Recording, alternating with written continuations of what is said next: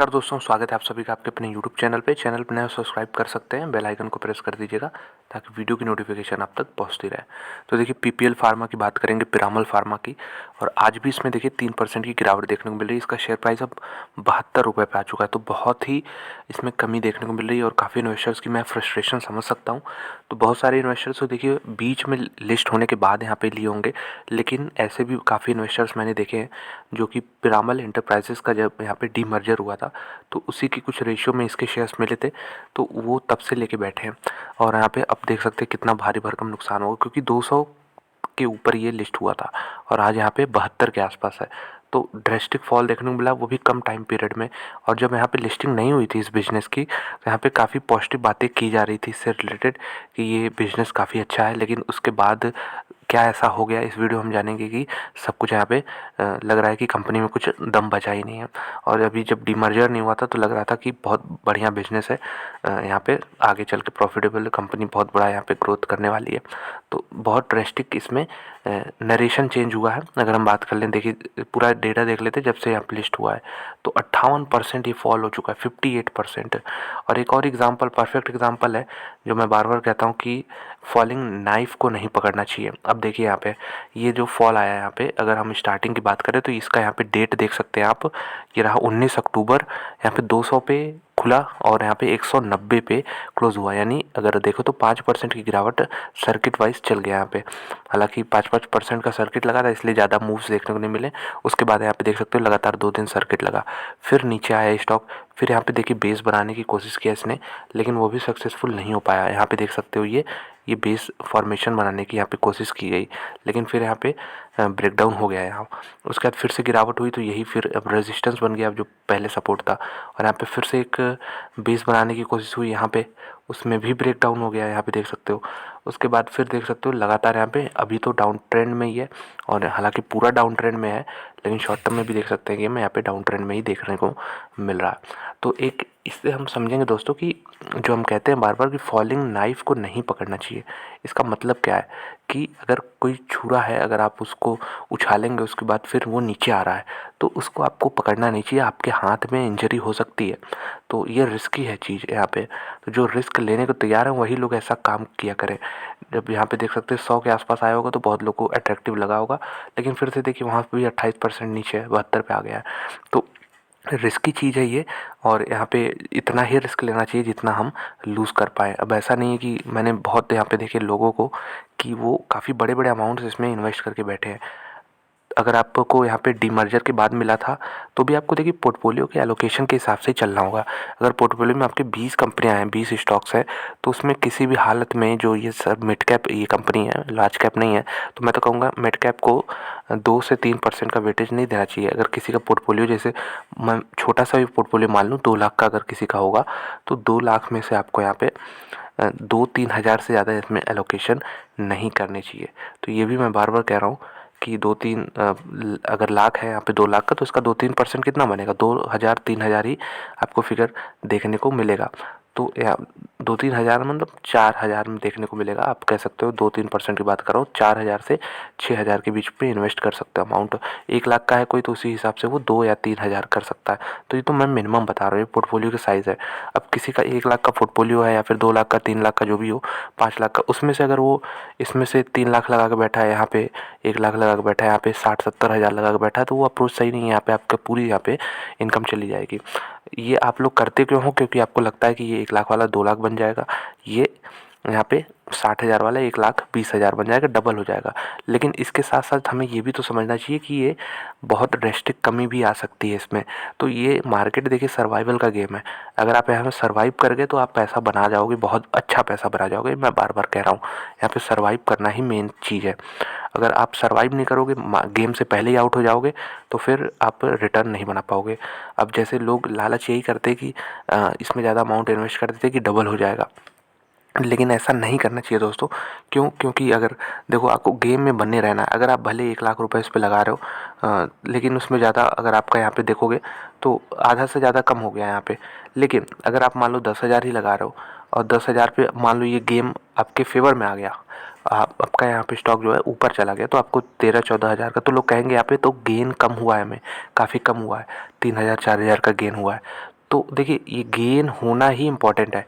अब figure matter नहीं करता कि 3,000 का हुआ है कि 3 लाख का गेन हुआ है। ये मैं कह रहा हूँ कि अप्रोच बता रहा हूँ। अगर आप 3,000 का यहाँ पे गेन बना ले रहे हो तो आप फिर गेम में टिके हुए हो और ये लंबा आप खेलने के लिए तैयार हो। सर्वाइवल का खेल है, जो लंबा टिक गया वो चल गया, और जो ऐसा नहीं करेगा वो एक बार में यहाँ पे आउट हो जाएगा और फिर ऐसे दोष देता रहेगा लोगों को कि ये यहाँ से ख़रीद लिया मैंने, यहाँ पे मार्केट तो ऐसा है ही है, ऑपरेटर्स चलाते हैं। तो इस तरह की चीज़ नहीं करनी चाहिए।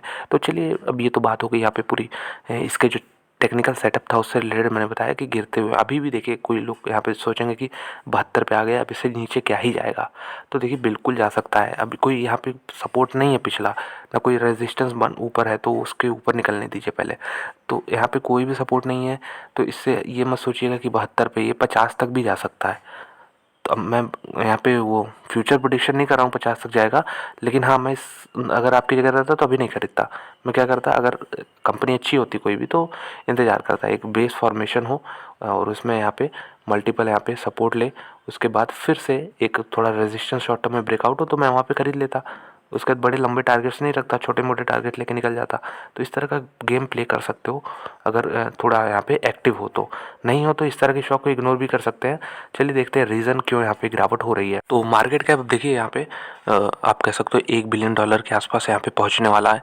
और जब यहाँ पे लिस्टिंग हुई थी तो मेरे ख्याल से 20,000 करोड़ के ऊपर का मार्केट कैप था। तो चलिए देखते हैं, यहाँ पे जो स्टॉक का पी 22.5 आ चुका है। यहाँ पे book value to current price देखेंगे आप तो 1 पॉइंट समथिंग 4 के आसपास देखने को मिल रहा है, जो कि बहुत महंगा नहीं है। मैं कह रहा हूँ स्टॉक पी वाइज भी, बुक वैल्यू वाइज भी, लेकिन इसके अलावा भी बहुत चीज़ें होती है, देखनी पड़ती हैं। सीधे इसको देख के जो लेगा वो फिर फंस जाएगा। यहाँ पे रिटर्न रेशियोज़ कंपनी के बहुत अच्छे नहीं है, 6% 7% का यहाँ पे है, जो कि नहीं है अच्छा है। यहाँ पे मिड कैप कंपनी है, उम्मीद करते हैं 15% से ऊपर का यहाँ पे रिटर्न रेशियो देखने को मिले। एक चीज़ और जो अनएक्सपेक्टेड चीज़ थी वो कि यहाँ पे कंपनी पे 5,000 करोड़ का कर्जा है। तो 5,000 करोड़, दोस्तों आप समझ रहे हो, यहाँ पे 8,000 करोड़ का मार्केट कैप है। उसमें से अगर आप देखो रेशियो निकालो भी डेट टू मार्केट कैप, तो 5,000 करोड़ बहुत बड़ा फिगर है। इक्विटी के हिसाब से देखेंगे तो 75% इक्विटी इनका यहाँ पे डेट में है। तो ये चीज़ मेरे ख्याल से बहुत लोगों को नहीं मालूम थी, अनएक्सपेक्टेड थी। और जैसे ही ये चीज़ पता चली यहाँ पे लिस्टिंग के बाद, जो भी कह लो, क्योंकि रिसर्च करते नहीं ज़्यादातर लोग, और यहाँ पे जब लिस्ट होगी कंपनी तो देखे होंगे। उसके बाद फिर से यहाँ पे देख सकते हो ये फिगर काफ़ी बड़ा है, इसके बाद सेलिंग स्टार्ट हुई है। तो पहला रीज़न तो मैंने बताया आपको, कर्जा काफ़ी है कंपनी पे। और यहाँ पे एक लेकिन पॉजिटिव पॉइंट है, कंपनी के पास एसेट्स काफ़ी हैं। तो ऐसा नहीं कि कंपनी हवा में काम करती, कंपनी के पास भी अपना बिजनेस मॉडल है। यहाँ पे अगर देखो प्रमोटर होल्डिंग 35% है। और यहाँ पे जो एक चीज़ और मैं कह रहा था कि नंबर ऑफ़ शेयर्स काफ़ी ज़्यादा है, 119 करोड़ शेयर्स हैं। ये अगर आप देखो तो इसका इक्विटी साइज़ काफ़ी बड़ा बना देता है। तो आप देखोगे 5,000 करोड़ का कर्जा है, लेकिन उसके बावजूद 75% इक्विटी का हो रहा है। तो इक्विटी काफ़ी बड़ी है कंपनी की। और ये क्या इंडिकेट कर रही है कि नंबर ऑफ़ शेयर्स अगर ज़्यादा है तो आप कह सकते हो सेलिंग भी ज़्यादा होगी। अगर सेलिंग ज़्यादा होगी, सामने बायर नहीं मिल रहा है, तो गिरावट भी ज़्यादा होगी। ये चीज़ ध्यान रखने वाली बात होती है। इसीलिए हालांकि कोई रूल नहीं है, लेकिन मैंने ऑब्जर्व किया जिनका नंबर ऑफ़ शेयर्स यानी इक्विटी कैपिटल कम होता है वो कंपनियाँ काफ़ी अच्छा परफॉर्म करती हैं। जैसे हम अभी इन्हीं के सेक्टर में अगर कुछ कंपनियों से कंपैरिजन करते हैं तो देखिए, इन्होंने तो ब्रॉडली यहाँ पे फार्मास्यूटिकल सेक्टर से कंपैरिजन कर लिया है। तो यहाँ पे अगर देखें तो ये देखिए सन फार्मा है, डॉक्टर रेड्डीज है, सिप्ला है, टोरेंट है। तो ये तो बड़ी कंपनियाँ हो गई ऊपर वाली। तो इनका भी इक्विटी साइज़ बहुत बड़ा नहीं है। अगर सन फार्मा की बात कर लेते चलिए, तो सन फार्मा का यहाँ पे मैंने डेटा खोला है, और यहाँ पे अगर मैं देखूँ कि नंबर ऑफ़ इक्विटी शेयर से यहाँ पे 240 करोड़ है, 240 करोड़, और उधर कितने थे, 119 करोड़। और अगर आप देखो कि यहाँ पे मार्केट कैप का कितना बड़ा अंतर है, मार्केट कैप का ज़मीन आसमान का अंतर है। वो 2,30,000 करोड़ की मार्केट कैप वाली कंपनी है, और ये आपकी मात्र 8,000 करोड़ की। 8,000 करोड़ में आपको 119 करोड़ शेयर्स हैं, वाह। तो ये दिक्कत की बात है। और यहाँ पे इसके पीछे का रीज़निंग देखना पड़ेगा कि क्यों ऐसा लगातार शेयर्स इशू किए गए हैं कंपनी द्वारा। और अगर हम देखें नीचे भी, तो अगर हिस्ट्री देखें कि कंपनी का कैसा रहा है equity capital number of shares, तो यहाँ पे ये इंडिकेट करता है, देख सकते हो आप कि यहाँ पे 995 करोड़, 1,186 करोड़, यहाँ पे 1,193 करोड़। तो यहाँ पे बढ़ता हुआ ही नज़र आ रहा है आपका नंबर ऑफ़ शेयर्स। तो दो रीज़न मैंने बताए इस वीडियो में, पहला कंपनी पे कर्जा काफ़ी है, और दूसरा यहाँ पे इक्विटी शेयर से ज़्यादा है। तो इनके जो आप कह सकते हो कि जो होल्डर्स हैं, बड़े बड़े इंस्टीट्यूशंस हैं, वो यहाँ पे माल बेच रहे हैं। अब वो जब बेचते हैं दोस्तों, तो यहाँ पे इसी तरह की गिरावट होती है। और जब वो ख़रीदते हैं तो आप फिर पूछिए मत किस तरह की तेज़ी मिलती है यहाँ पे। 50-60% की तेज़ी एक महीने तक भी आती है ऐसे ऐसे स्टॉक्स में। तो पूरा गेम है सप्लाई एंड डिमांड का। अभी जो है सप्लाई ज़्यादा है, तो इसलिए डिमांड बनी नहीं है अभी भी। जब भी बनेगी तो यहाँ पे मेरे ख्याल से कंपनी इतनी भी बुरी नहीं है, कर्जा कम करना होगा तो यहाँ पे आपको अच्छे खासे लेवल देखने को मिल सकते हैं। शॉर्ट टर्म में पेन है। अब उम्मीद करेंगे कि जो मैंने शुरुआत में बताया 2-3% से ज़्यादा अपने पोर्टफोलियो का इसको मत रखिए। एवरेज करने की कोई ज़रूरत नहीं है, जो हो गया सो हो गया, यहाँ पे रखे रहिए। इसको आप वॉच कर सकते हैं। और जो लोग नहीं यहाँ पे पेन और सह सकते, उनके लिए क्या ही कह सकता हूँ। अब इतना आपने देखा है तो मेरे ख्याल से थोड़े बहुत स्पाइक्स आते रहेंगे बीच में, तो उसमें आप निकल सकते हो। और जो थोड़ा टाइम दे सकते हैं वो यहाँ पे गेम में बने रह सकते हैं आगे चल के, अगले 2-3 सालों तक। यहाँ पे मेरे ख्याल से एक इस प्राइस से तो मेरे ख्याल से अच्छा ही लेवल देखने को मिलेगा। 72 से तो अच्छा ही लेवल देखने को मिलेगा। अगर हम दिसंबर क्वार्टर के रिजल्ट भी देख लें तो क्या कुछ सही डायरेक्शन में कंपनी जा रही है। तो यहाँ पे देखिए 1700 करोड़ का यहाँ पे इनकम हुआ है कंपनी का, जो कि ठीक है हायर साइड में ही है। और यहाँ पे आप पीबीटी देखोगे, प्रॉफिट बिफोर टैक्स, उसके पहले ऑपरेटिंग प्रॉफिट 87 करोड़ का, जो कि आधा हो चुका है। और पीबीटी जो फिगर है यहाँ पे वो -74 करोड़ का। क्यों ऐसा है? क्योंकि बिजनेस ही ऐसा है। डिप्रिसिएशन देख सकते हो 164 करोड़। कंपनी इतना कर्जा है कि 95 करोड़ यहाँ पे इंटरेस्ट दे रही है। तो ये सब काफ़ी नेगेटिव चीज़ें हैं। प्रॉफिट अगर जो बनता भी है उससे बड़ा ये सब फिगर हो जाते हैं और नेट प्रॉफिट को नेगेटिव कर देते हैं। तो इससे तो कंपनी को पार पाना होगा। अगर नहीं पाती है तो फिर ये अपनी साइकिल में फंस गई, कंपनी ख़त्म भी हो सकती है। क्यों? क्योंकि अब मैंने बहुत बार ऐसा देखा एग्जाम्पल में कि अगर ये एग्जाम्पल देखो आप यहाँ पे सीधे इंटरेस्ट जो कर्जा भुगतान कर रहे हैं 50 करोड़, 50 करोड़, 62 करोड़, 83 करोड़, 95 करोड़, क्वार्टर नंबर है, 3-3 महीने का नंबर है। तो खुद देखिए किस प्रकार से जंप देखने को मिल रहा है। तो अगर प्रॉफिट ज़्यादा जनरेट नहीं करेंगे तो ये कहाँ से पे कर पाएंगे? नहीं पे कर पाएंगे तो वो दिक्कत होती है। और फिर क्या करते हैं कंपनी वाले, फिर इक्विटी शेयर्स और इशू कर देते हैं, फिर पैसा उठाते हैं। तो ये साइकिल बन जाता है, विशेष साइकिल। इसी में फंसी रहती है कंपनी। और ग्रोथ तो भूल जाइए, कंपनी के लिए कुछ भी नहीं आता। तो ये सब पे भी नज़र रखनी होगी। बहुत ही मेरे ख्याल से क्रिटिकल मूवमेंट है इस कंपनी के लिए।